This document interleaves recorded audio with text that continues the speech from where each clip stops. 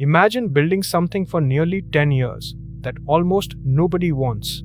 Your own investors mock you for wasting their money on it. And then, almost overnight, the entire world discovers that it cannot function without the exact thing you quietly spent a decade building. This is the story of Nvidia. But to understand how it won the future, you first have to see how it nearly died in its very first years. Here is the pattern worth stealing, and once you see it, you will spot it everywhere.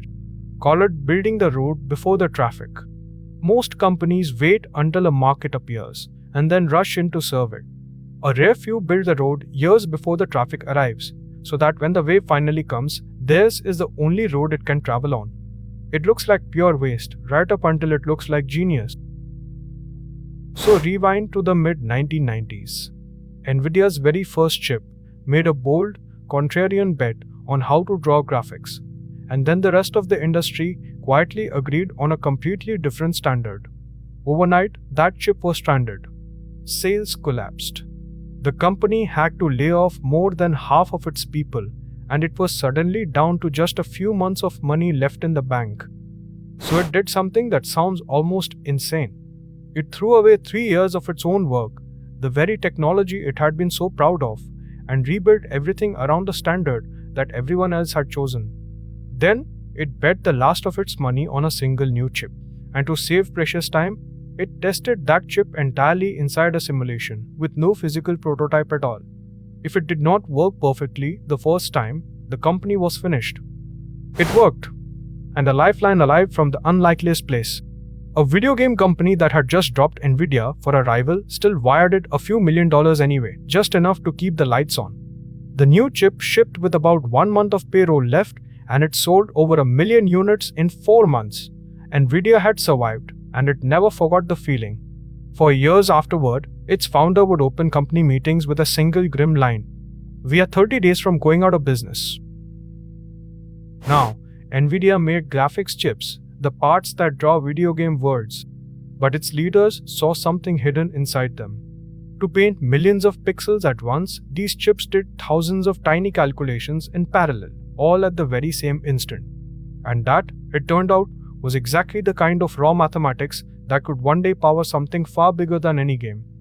So around 2006, Nvidia made a choice that looked, at the time, almost foolish. It would spend enormous sums turning its gaming chips into general-purpose supercomputers and build all the software needed to let anyone program them.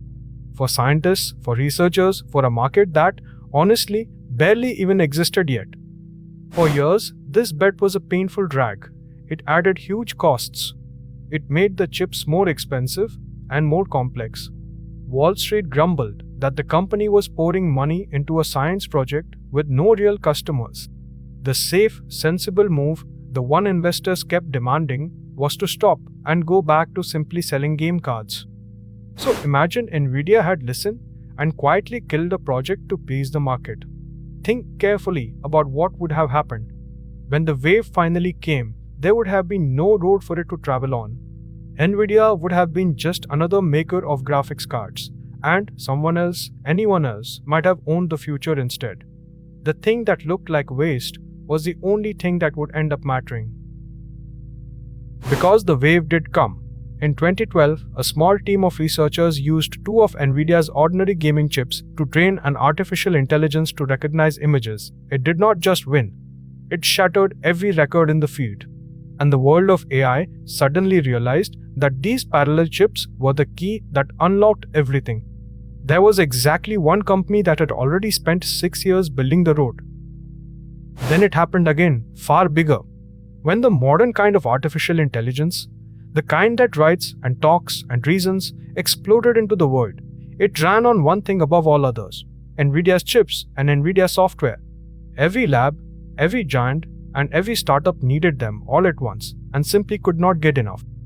And here is why no rival could just catch up. It was never only about the chip. It was the whole road built around it, the software, the tools, and the years of work that millions of programmers had already built their careers on top of. A competitor could copy a chip in a year or 2. It could not copy a decade of the entire world learning to depend on you. The result: A company that was once just weeks from bankruptcy became, for a time, the single most valuable company on the entire planet, the first in history to cross several $trillion. Today, almost every leap forward in artificial intelligence, the force now reshaping your work and your world, runs across a road that Nvidia laid down long before anyone believed there would ever be traffic. Look back, and the shape of it is clear. Survive the near death. See the future hidden inside the ordinary. Build the road while the whole world called it a waste.